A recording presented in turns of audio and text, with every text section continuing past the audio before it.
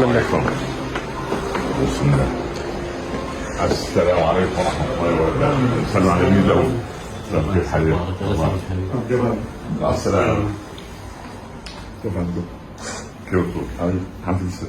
كيف حالك؟ ما شاء الله. تفضل. السلام عليكم. ما شاء الله ما شاء الله. كيف حالك؟ كيف حالك؟ الحمد لله.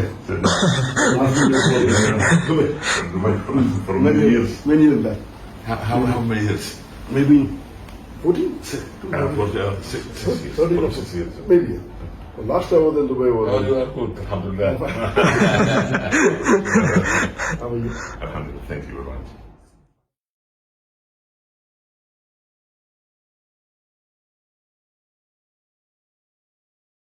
So many thousands of people entered Islam after you, alhamdulillah. What was the most emotional moment for you? Like one specific story that affected you personally? That's right. Question is small, but the answer is big.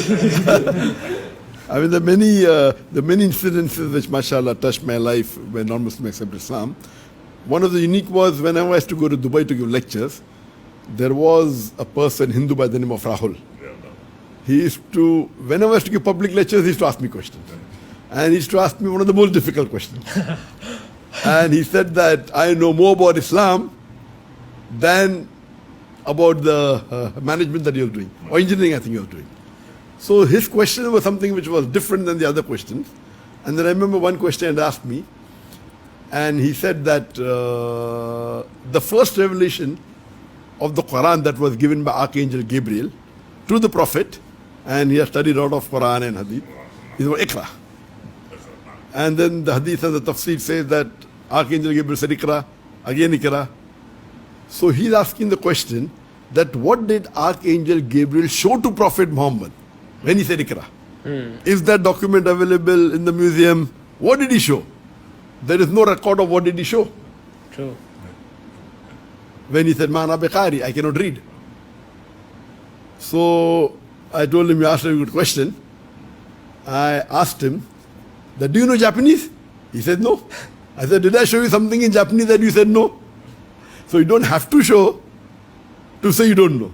When I asked him, do you know Japanese? He said, I don't know. Yes. So same way, when Archangel Gabriel asked the Prophet to read, he said, Ma'ana biqari. He doesn't have to show something to say that I cannot read. True. So with this much, one of the questions that convinced him, and there were many questions he asked. There were umpteen number of questions. And finally, mashallah, he accepted Islam. Alhamdulillah. Allah gave him hidayah. Do you count, mashallah, how many person entered Islam or no? Then Allah is keeping his Allah is the best to keep his alhamdulillah. حضرتك ايه اكتر شيء اثر فيك في حياتك الدعويه؟ يعني موقف مع شخص من السائلين يعني.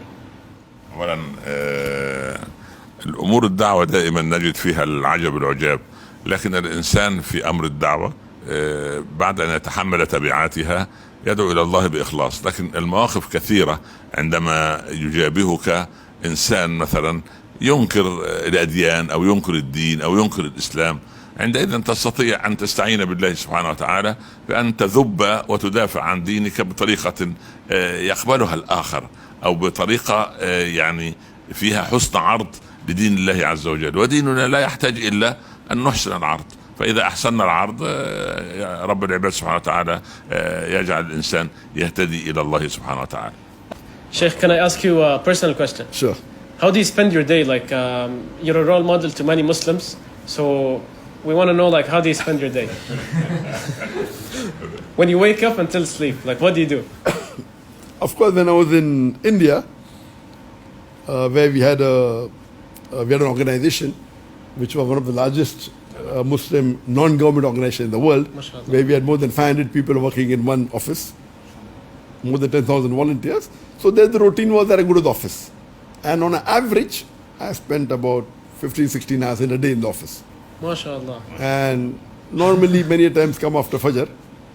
Yeah. And then read the Fajr, then sleep for about 3 hours, then get up, have breakfast, then pray the Zohar Salah, then spend time with my parents who are very old that time. Now my father is no longer my in Jannah, and then go back to the office.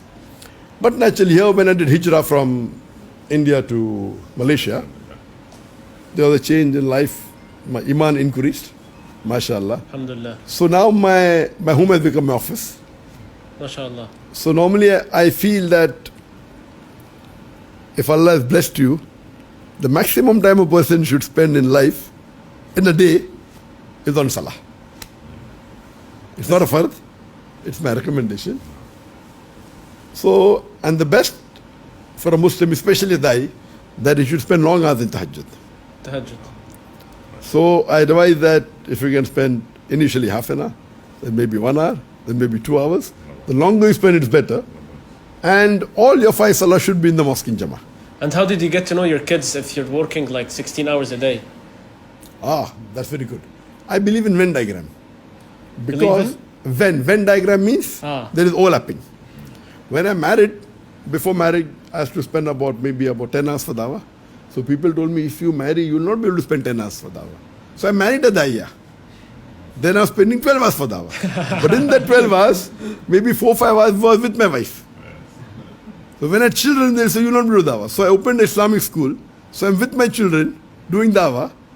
And many a time when we go for lecture tours, whether it be to Mauritius, many parts of the world, Indonesia, all 5 of us give talks. Me and my son, they give talks among the general audience. MashaAllah. My wife and my 2 daughters exclusively in front of ladies. MashaAllah. MashaAllah. So we go out for a lecture tour maybe for 7-8 days. We extend for 2 days and we enjoy the beauty of that country, whether it be Indonesia, whether it be Malaysia. So it's more of a Venn diagram. MashaAllah. So it is 2 in 1 and that's the best. يعني العيلة كلها ما شاء الله، الزوجة للنساء وهو للرجال وحتى الابنة ما شاء الله تبارك الله. وعمليا الدكتور ذاكر نايك يمثل الآية الكريمة واجعلوا بيوتكم قبلة، فهو جعل بيته كله بيت دعوة، وهكذا يجب أن يكون الدعاة يقضون كل أوقاتهم للدعوة إلى الله. دكتور ذاكر نايك بهذه الصورة بيجعل هو وأفراد أسرته كله دعاء إلى الله سبحانه وتعالى، ودائما نحن ندعو له بظهر الغيب دائما بالتوفيق والحفظ. وأنا يعني كما قلت أضع في الدعاء في كل صلاة لي أن أدعو له أن يحفظه ويحفظ أبنائه وأسرته، لأنه عبارة عن معلم كبير من معالم الإسلام والدعوة إلى الله سبحانه وتعالى، وهو يدعو إلى الله على بصيرة ووضوح وبأسلوب هادئ وبسيط وليس عدوانيا، لكن العالم إياه هو الذي يقف بعدوانية ضده. نسأل الله السلامة إن شاء الله، ربنا يحفظه من كل سوء.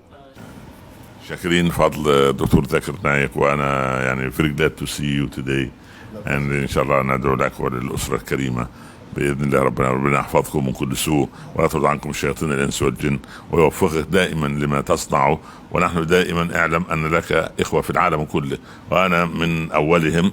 أنا منبهر بطريقة دعوتك، أتعلم منك الكثير، أدعو لك بالخير، ربنا يوفقك للخير دائما إن شاء الله. لو حضرتك تصف الشيخ ذاكر في كلمة واحدة.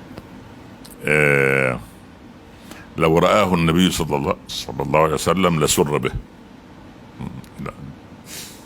يعني لو رآه الرسول لكان سعيدا به.